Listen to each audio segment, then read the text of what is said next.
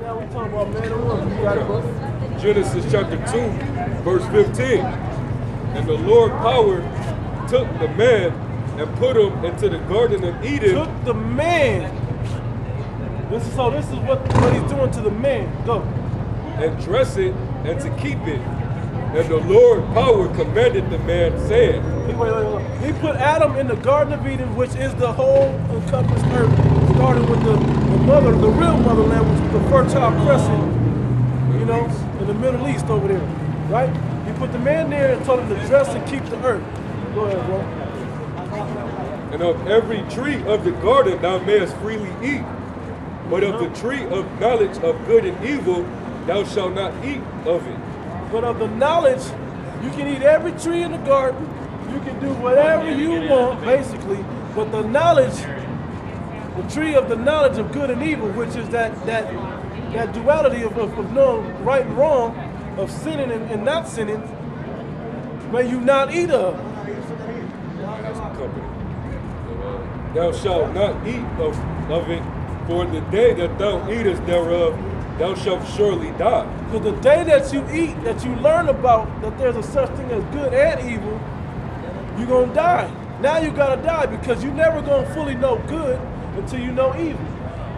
You know? And that's going into the philosophies, the knowledge, man. Right. The left hand knowledge and the right hand knowledge. Right. Eat what I told you to eat, but don't go left field or you're going to die. Right. Because we were first told we would have never had sin or none of that. Because we'd have just followed what he told us to do. To just eat of the fruit of all the other herbs and trees in the Garden of Eden. All the other stuff we can do, as long as we didn't touch that tree, which is that philosophy or that righteous way of life versus that wicked way of life, we'd be all right. As long as we didn't have knowledge that there was such thing as good and evil, we only walked in one direction, which was the right way that he told us to do, we wouldn't have this problem. And the Lord power said, it is not good that the man should be alone. I will make him a helpmeet for him. It is not good that the man should be alone. I will make him an helpmeet for him. So I'm going to give you a helper for you. You have the job, like I said in verse 15, of dressing and keeping the whole earth, of keeping the Garden of Eden, keeping everything good. But I need help to take care of you. Now that's the initial thing that the woman is supposed to be doing, taking care of her man, so he can take care of the things of the Lord, which was dressing to keep the earth.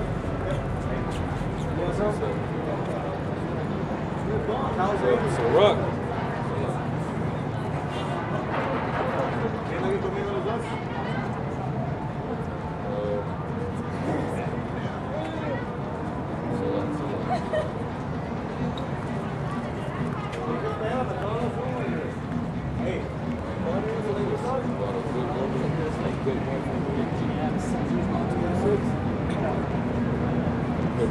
Yeah, so what?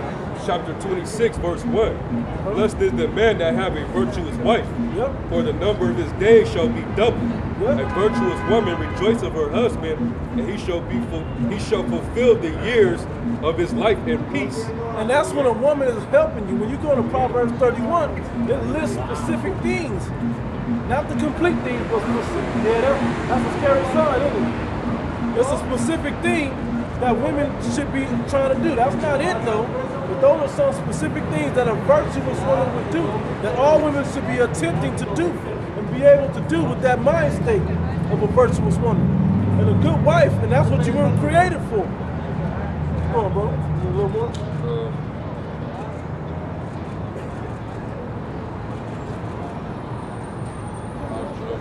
Verse 13.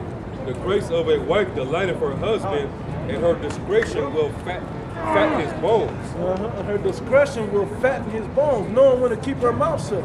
That ain't what's going on with these women. These women have a major voice. They have a voice now. And going into that, that's beautiful you brought that out, because that same voice versus discretion, women aren't supposed to be talking out like that, especially amongst men.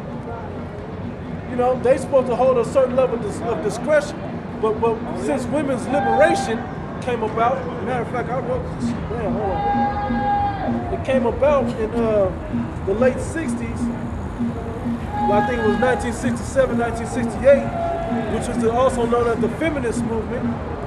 And you know, it was a campaign about the reproductive rights, about domestic violence, maternity leave, equal pay as men, women's suffrage, meaning they're being worked harder or not making certain things that men do, sexual harassment, sexual violence, and all of those type of things.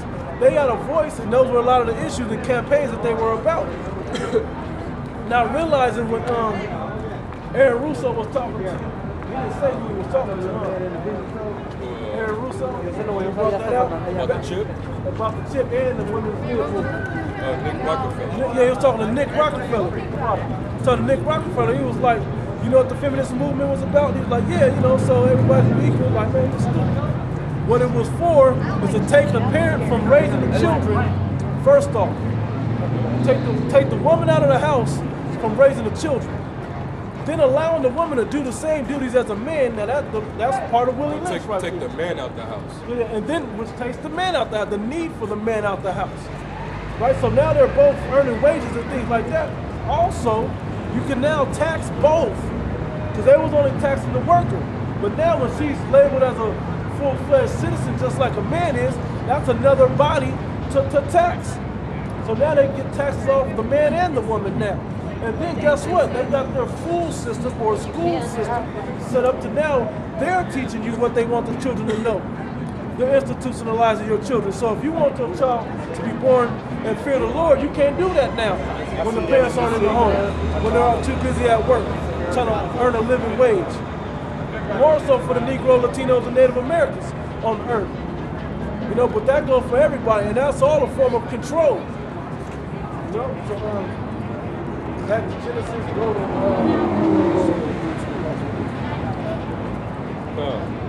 Genesis 2 and 22. And the rib which the Lord power had taken from man, made he a woman, and brought her unto the man. And brought her unto the man. Key phrase. It brought her unto the man.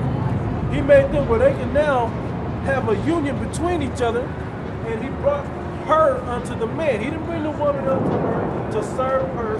He brought the woman unto the man. Because the man is too busy doing what he got to do, so she's coming to the man to help him. But this woman, because she's supposed to add on to this man.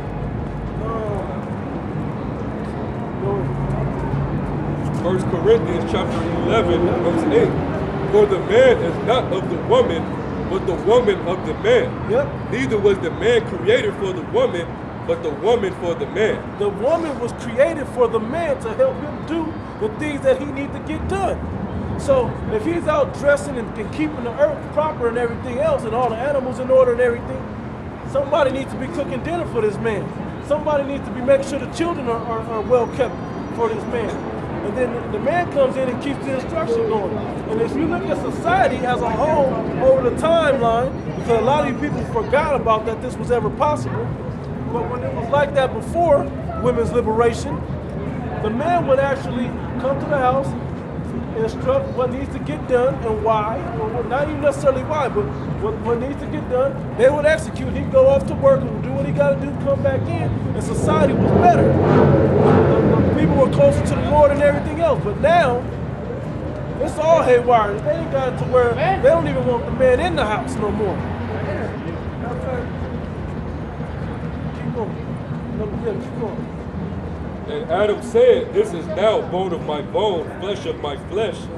She shall be called woman, because she was taken out of man. She will now be called woman, which is like a prefix to man. Woman is like a prefix to man, meaning out of man.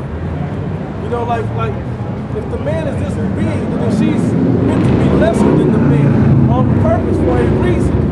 But in today's time, women's liberation says, no, it's supposed to be equal. It's supposed to be equal. And liberation, matter of fact, liberation comes from the word to liberate, which means to set free. Set free from what? Set free from the control of a man.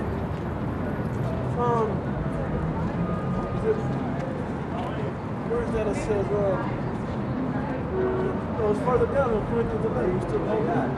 Go back to Corinthians 11. It says, man of the Lord, and the Lord, and the Lord, and the woman is man in the Lord. Yeah, you can't. The order, as a matter of fact, start up at verse 1. Start at verse 1.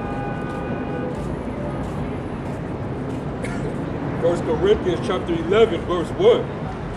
Be ye followers of me, even as I also am of Yahushua. That's right. Now I praise you, brethren, that you remember me in all things, and keep the ordinances as I delivered them to you. Keep the order which I delivered it unto you. There's an order to it, so go ahead. But I would have you know that the head of every man is Yahushua, and the head of the woman is the man, and the head of Yahushua is the Most High. So it's the Most High God, Yahushua the Lord, the man, and then the woman, and under them is the children. It's set up that way for a reason, so there's not a power struggle nowhere, so the circle can be complete. So the line can flow smoothly. When everybody's in their right order, in their right line, everything goes perfectly. When everybody's doing their roles and their jobs. But Esau does make it to where the roles are reversed between Willie Lynch and just the way society is set up. Why is it that women get more jobs than men? Why do they get better jobs than men? Because they're more obedient to society and the ways of the world than the man. Because a man starts waking up like, hey man, I'm out here slaving. I'm out here being a little puppet for you. I got a mind of my own. You got me doing shit I don't want to do. But the woman just gonna follow it. We're about to get to that. Turn down to 11. Verse 11. Yeah. Verse 11. Nevertheless, neither is the man without the woman, neither the woman without the man in the Lord. The man is not without the woman, meaning you're supposed to be man with woman, not man with man, not woman with woman. And the woman is only supposed to be with the man in the Lord. If a woman has a chance, if a woman is single and she says she's into the Lord, she's lying. She can't, because the order is out of order. And then the scriptures say in the 14th chapter, let all things be done decently and in order.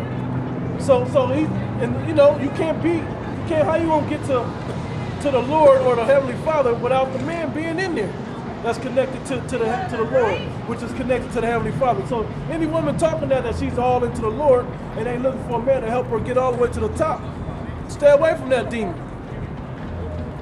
Matter of fact, right quick, we're gonna hold that, go back to Genesis. We're gonna start at 24. Hold on. Let me get this again, because it said it right here.